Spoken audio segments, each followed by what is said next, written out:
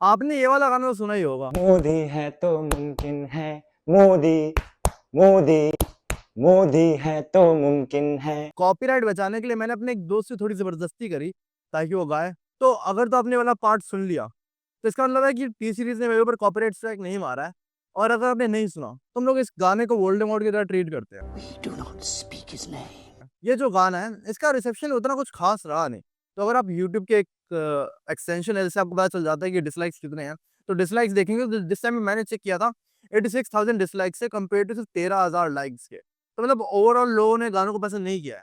उसके अलावा कमेंट के अंदर भी देखें तो काफी लोग डिसअपॉइंटेड फील कर रहे हैं एक्टर से कि अरे विक्रांत भाई आपने ये क्यों किया, आपने 12th फेल करी थी, अब आप यहाँ पे प्रोपेगेंडा कर रहे हो। अरे अरशद वारसी तुम इतने अच्छे एक्टर तुमने क्यों किया। अरे वरुण धवन तू तो चल ठीक है, तूने भी बदलापुर करी है, इसने बदलापुर करी है, तो इसने ऐसा क्यों किया। और राजकुमार राव आपने ऐसा क्यों किया। वो तो एआरएसजी से यार, तू मेरा एलुमनाई है। लोग काफी डिसअपॉइंटेड है।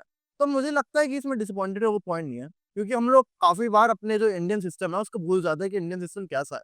तो आज बात करते हैं इसलिए कि क्यों बॉलीवुड वाले पॉलिटिशियंस और जो सेंट्रल गवर्नमेंट में है उनके एक तरीके से अंडर है और उनके एक तरीके से कंट्रोल में है। तो ये कोई पॉलिटिशियन को लेके पहली कंट्रोवर्सी नहीं है। इससे पहले भी एक चीज हुई थी जब हमारे प्राइम मिनिस्टर मोदी जी का बर्थडे था। उसके अंदर भी काफी सारे एक्टर्स ने उनको ऐसे विश किया था, उनमें से काफी बड़े बड़े नाम थे। फॉर एग्जाम्पल धर्मेंद्र, जितेंद्र, शाहरुख खान, आमिर खान, आशा भोसले, आलिया भट्ट, अजय देवगन, महेश बाबू और एस एस राजा मौली। अब मुझे लगता है कि इस बात पे कंट्रोवर्सी इसलिए होती है क्योंकि हम समझते नहीं है कि इंडिया का सिस्टम कैसा है और हम लोग इंडिया को कंपेयर करते हैं इन सब चीजों में अमेरिका से। तो आज करते हैं इसका प्रॉपर कंपैरिजन कि इंडिया में ऐसा क्यों है। तो अगर आप दूसरे हुड को लें यानी हॉलीवुड को लें जो कि इंडिया से काफी बड़ा है, बॉलीवुड से काफी बड़ा है, और साथ ही साथ वहाँ के जो एक्टर्स हैं वो काफी ज्यादा पॉलिटिकली ओपिनियनेटेड है। अगर आप देखेंगे तो मार्क रफलो पूरे टाइम गाजा में जो कांड चल रहा है उसके बारे में बोल रहे हैं। उसके अलावा भी काफी सारे एक्टर्स आपको मिल जाएंगे जो कि रेगुलरली पॉलिटिशियंस के खिलाफ, खासतौर पे डोनाल्ड ट्रंप के खिलाफ बोलते रहते One thing, fuck Trump. हैं। मतलब राइट विंग उतने एक्टर्स हैं नहीं वहाँ पे, बट जितने भी लिबरल और लेफ्ट विंग वाले एक्टर्स हैं वो काफी ज्यादा बोलते हैं इन जनरल भी। तो उसका कारण क्या है? तो उसका कारण है बेसिकली सर्टिफिकेट कैसे मिलता है मूवीज को। तो अगर कंपेयर करें इंडिया के सेंसर बोर्ड को वहाँ के एमपीए से, दोनों का काम देखा जाए तो बहुत सिमिलर है। दोनों ही सर्टिफिकेट देते हैं हर एक मूवी को। तो इंडिया में जो सर्टिफिकेट देते हैं तो चार होते हैं, यू, ए और एस की बात नहीं करेंगे क्योंकि वो कुछ स्पेशल ऐसे अलग पेशे वालों के लिए होता है, तो उसके इग्नोर करते हैं। तो बात करते हैं इन तीन की, यू, यूए और अडल्ट। यू का मतलब कोई भी जाके देख सकता है, कोई एनिमेटेड मूवी हो। यूए बेसिकली पेरेंट्स सुपरविजन के अंदर देख सकते हैं, और तीसरा एडल्ट मतलब अगर आप 18 से ऊपर हो तभी आप देख सकते हैं। दूसरी तरफ एमपी है, यानी अमेरिका का जो सर्टिफिकेट देने वाला बोर्ड है मूवीज का वो थोड़ा सा अलग है। उसमें होता है 5 कैटेगरी। पहला है जी मतलब बेसिकली कोई भी देख सकता है, एनिमेटेड मूवी जैसे टॉय स्टोरी वगैरह इसमें आती है। दूसरा है पीजी, पेरेंटल गाइडेंस की थोड़ी सजेशन है कि इसके अंदर थोड़ी बहुत चीजें ऐसी हो सकती है जिसके वो बच्चों के लिए हल्का सा ऊपर हो, मतलब ज्यादा नहीं बट हल्का सा। इसके ऊपर है PG-13, पेरेंट गाइडेंस थोड़ा सा ज्यादा स्ट्रॉन्गली सजेस्टेड है। अगर आप 13 से नीचे हो तो एक पेरेंट्स गाइडेंस हो। तो इसके अंदर काफी सारी ऐसी मूवीज आती है जैसे अवेंजर्स, जैसे कि आयरन मैन 1 जो होगी वो PG-13 होगी। उसके ऊपर आता है आर। अब आर बेसिकली क्या है, अगर आप मूवी देखने के लिए जा रहे हो और आप 17 साल से नीचे हो तो आपके साथ कोई एडल्ट होना जरूरी है, आप बिना एडल्ट के मूवी नहीं देख सकते। अब उससे ऊपर होता है NC-17, और इसके अंदर होता है कि आप 17 साल से अगर नीचे हो तो आप देख ही नहीं सकते, चाहे आपके पास पूरे पेरेंट्स की फौज क्यों ना हो। जो एमपी जैसे सर्टिफिकेट देती है तो उसके अंदर भी एक प्रॉपर प्रोसीजर होता है। तो अगर आपको जी का सर्टिफिकेट लेना है तो उसके अंदर कोई न्यूडिटी नहीं हो सकती, कोई सेक्स जोक नहीं हो सकते, कोई ड्रग यूज नहीं हो सकता, कोई वायलेंस नहीं हो सकता। मतलब हाँ, कार्टूनिश वायलेंस हो सकता है जैसे लायन किंग वगैरह में था, बट कोई बड़ा वायलेंस नहीं हो सकता, किसी का खून नहीं बह सकता। उसके ऊपर था पीजी। अब पीजी के अंदर हर एक चीज थोड़ी थोड़ी माइल्ड हो सकती है, मतलब आप थोड़ा सा वायलेंस दिखा सकते हो, आप थोड़ी सी ऐसे हार्श लैंग्वेज यूज कर सकते हो, पर ज्यादा नहीं। उसके ऊपर था PG-13। PG-13 बेसिकली क्या है, आप एक गाली यूज कर सकते हो,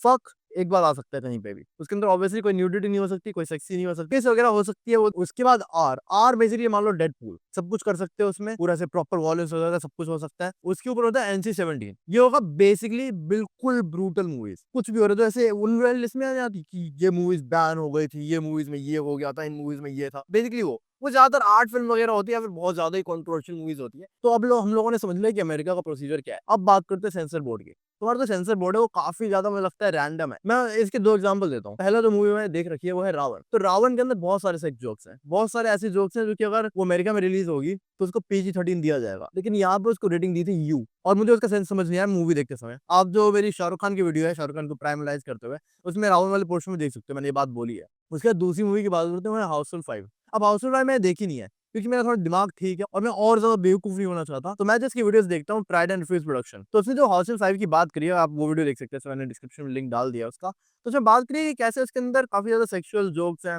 कुछ ज़्यादा ही ऐसे रावण से भी ज़्यादा इंटेंसिटी में है। उसके बाद ऐसे घूरना-वूरना ऐसे समझ रहे हो आप? समझ रहे हो? जो कि आप ऐसे रियल लाइफ़ में करते हो। जानता हूँ मैं तुम लोगों को, ठीक है? घूरना बंद करो लड़कियों को रियल लाइफ़ में। वो काम सिर्फ़ मेरा है, मैं करूँगा वो काम। वो वाली चीज़ें ज़्यादा है उसके अंदर और तब भी इसको यूए मिल रखा है। अडल्ट का तो चलो ठीक है, हमें भी पता है यहाँ पे क्या होता है कि जैसे बदलापुर टाइप की मूवीज़ को अडल्ट मिलता है। एक और चीज़ जो सेंसर बोर्ड करता है इंडिया में, जो एमपीए नहीं करता अमेरिका में, वो है मूवीज़ के अंदर कट्स डालना। और बिना सेंसर बोर्ड के अप्रूवल के कोई मूवी यहाँ पे रिलीज़ नहीं होगी। और अगर सेंसर बोर्ड ने बोला है कि आपको ये काटना है, तो आपको काटना ही पड़ेगा। वो चाहे कोई बहुत छोटी चीज़ ही क्यों ना हो।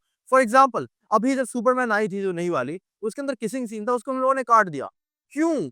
उसके अलावा F1 के अंदर जो मिडल फिंगर दिखा रहा है उसका आपने काट दिया। कोई सेंस नहीं है इस बात का यार।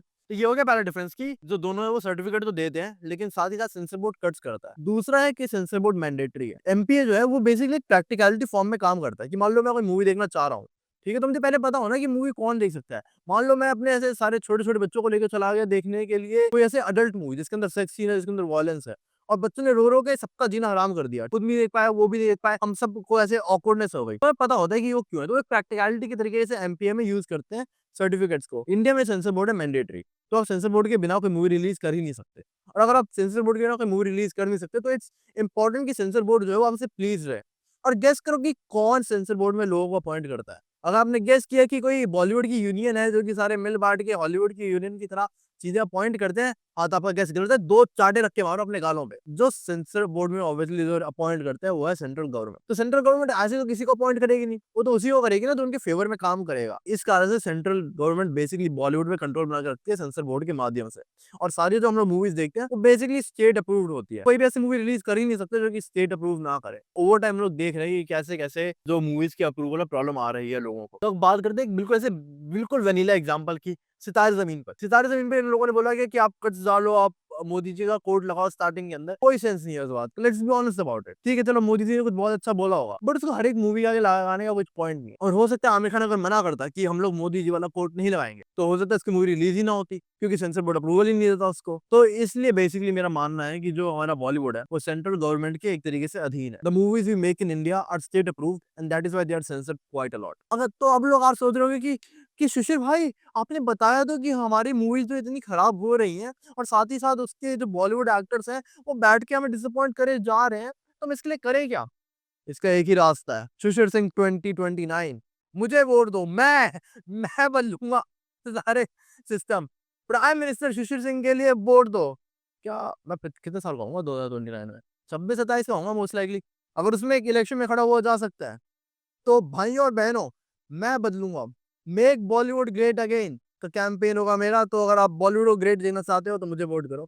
जो मुझे लगता है वो बेसिकली कि या तो जो हमारी जो सेंसर बोर्ड है उसको कोई बॉलीवुड का यूनियन अपॉइंट करे, जो कि गवर्नमेंट से बिल्कुल अलग हो और एक ऐसे न्यूट्रल पार्टी हो जो कि अपॉइंट करे सेंसर बोर्ड को, तब मुझे लगता है कि जाके थोड़ा-सा ऐसे बॉलीवुड और फ्री हो सकता है। वरना उसके अलावा ऐसा कुछ पॉइंट नहीं है। काफ़ी लोग ऑब्वियसली आइडियोलॉजी में मानते हैं बीजेपी की। वो लोग तो आपको पता है कौन-कौन है, रणदीप हुड्डा है जैसे, कंगना रनौत है, परेश रावल है, अनुपम खेर है। और कुछ लोग ऑब्वियसली फोर्स्ड हैं because the system is made such way. तो इसलिए इनको कुछ ब्लेम नहीं करता, मैं सिस्टम को ब्लेम करता हूँ ज़्यादा कंपेयर टू बॉलीवुड एक्टर्स को। मतलब यार वरुण धवन वैंचो अपना करियर सँभाले या वो बैठ के सेंट्रल गवर्नमेंट से लड़ाई करे। और एनीवे तो प्रॉब्लम आती है कैपिटलिज़्म की।